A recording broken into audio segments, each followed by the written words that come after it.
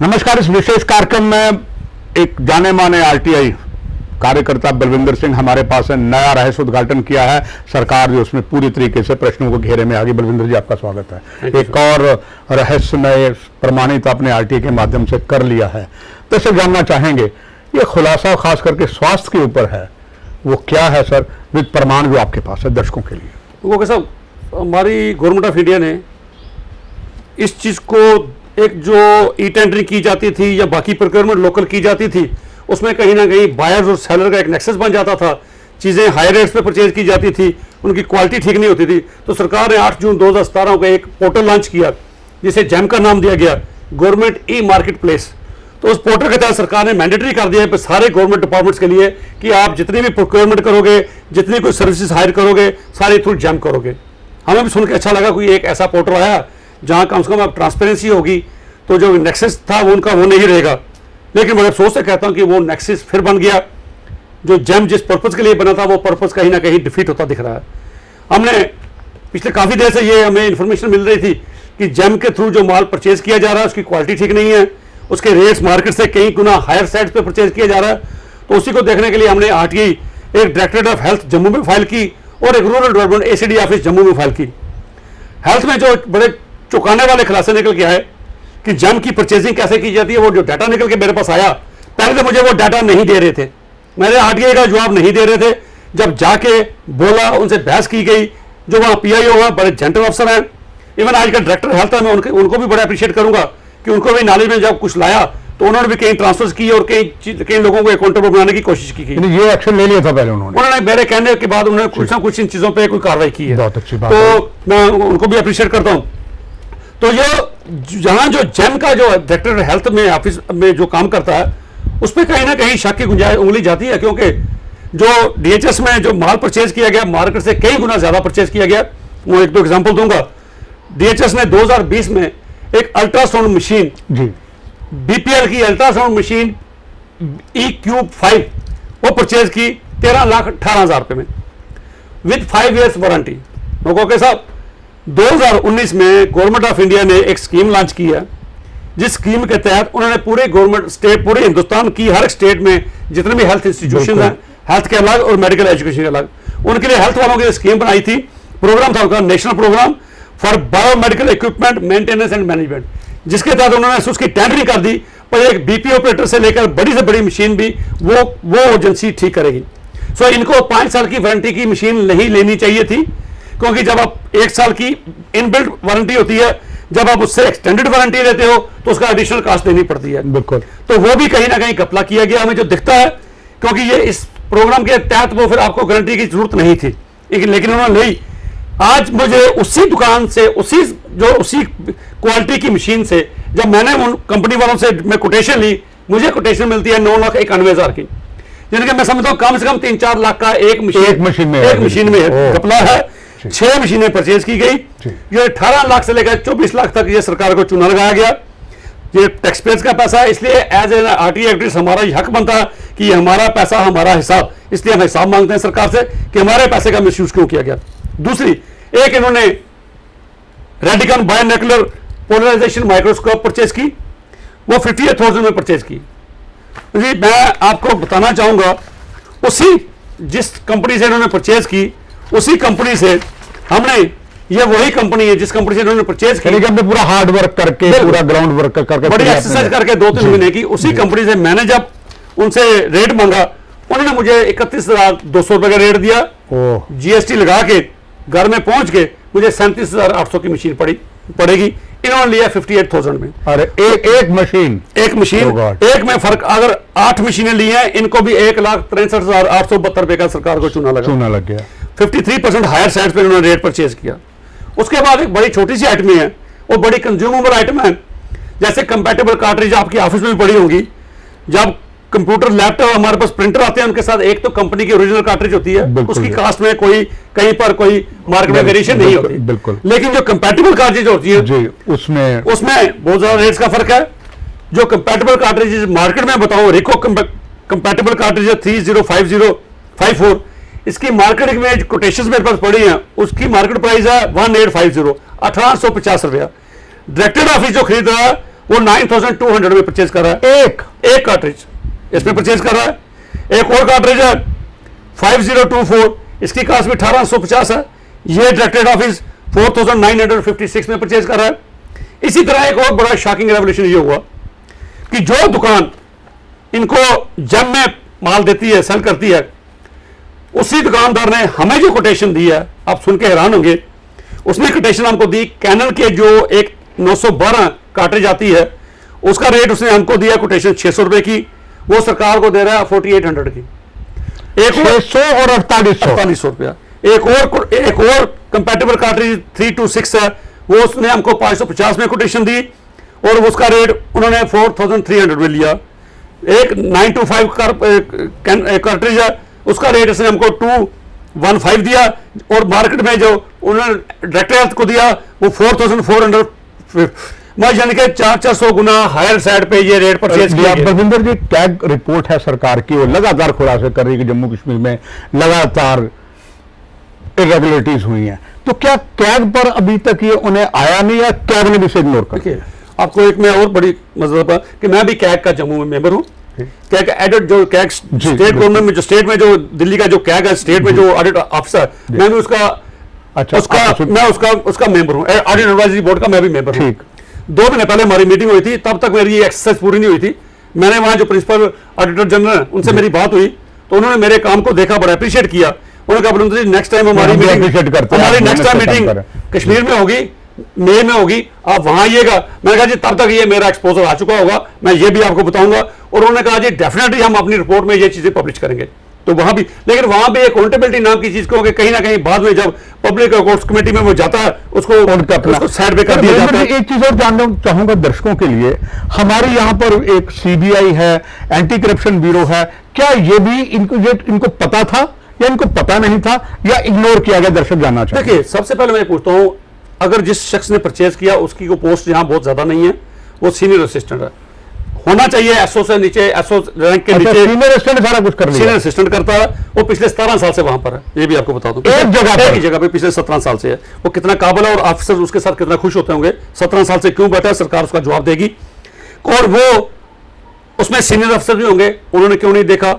उसमें chief accounts अफसर होगा, उसने क्यों नहीं देखा। हर डिपार्टमेंट का अपना विजिलेंस अफसर होता है, उसने क्यों नहीं देखा।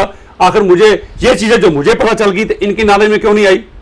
मैं आपके माध्यम से दरखास्त करूंगा अपने एलजी साहब से भी, अपने चीफ सेक्रेटरी साहब से भी, इमीडिएटली इसके ऊपर सीबीआई इंक्वायरी कराई जाए। जम्मू कश्मीर की सरकार ने 2202 करोड़ की परचेजिंग की है पिछले साल में।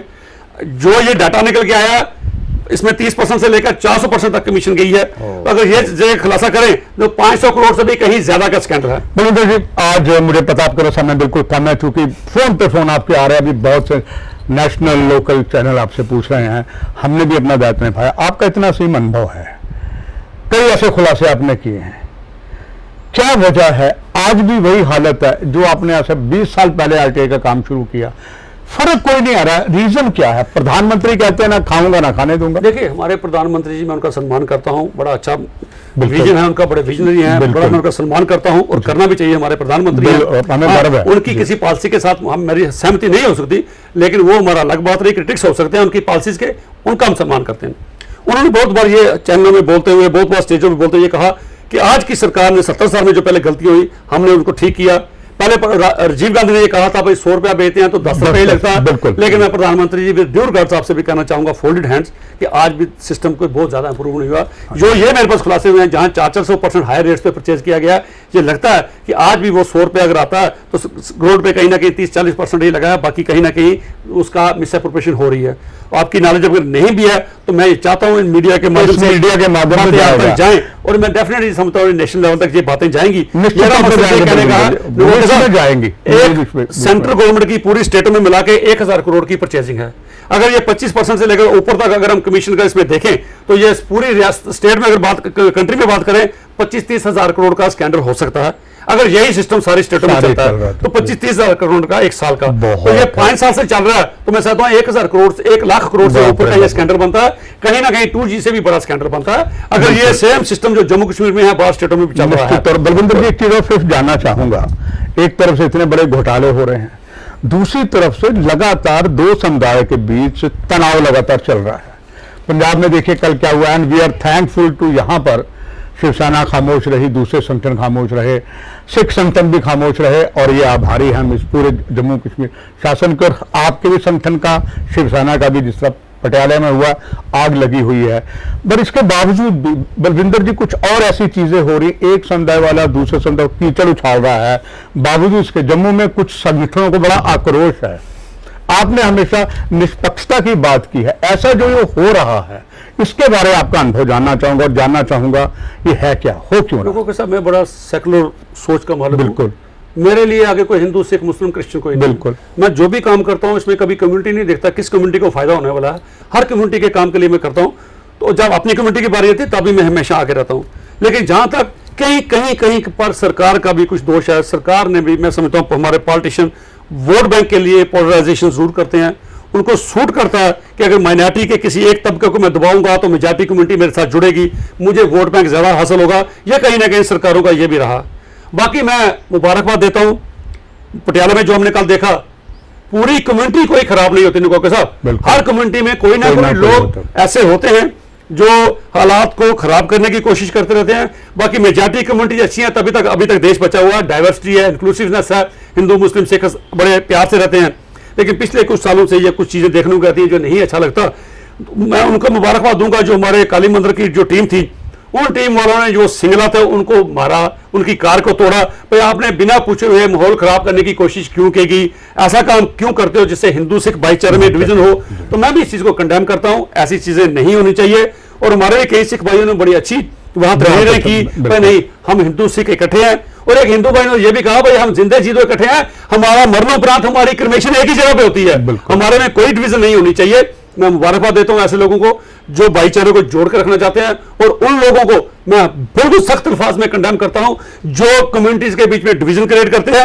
और खास करके जो हमारे पन्नू साहब, जिस पन्नू कहते हैं, जिससे मैं तो उसका नाम ही नहीं लेना चाहता, ऐसे शख्स का जो विदेशों में बैठकर हिंदुस्तान के लोगों के बीच में एक जहर बीच रहा है। हिमाचल में उसने उसके कहने पे मैं डीसी ऑफिस पे खालिस्तान का झंडा फहरा दूंगा। क्यों फहरा दूंगा भाई? हमारा हिंदुस्तान का झंडा जहां फहराता है वो देश हमारा है। हमारे हर इंच पे हमारे गुरुओं के पूरा सर्वस्व वार दिया है। ये देश पूरे का पूरा हमारा है। हर देश के इंच जमीन पे हमारा हक बनता है। मैं कुछ किसी एक खिते पे कन्फाइन होना नहीं चाहता। ये पूरा देश हमारा है। देश के हर सोर्सेज पे हमारा उतना ही हक है जितना बाकी किसी कम्युनिटी का।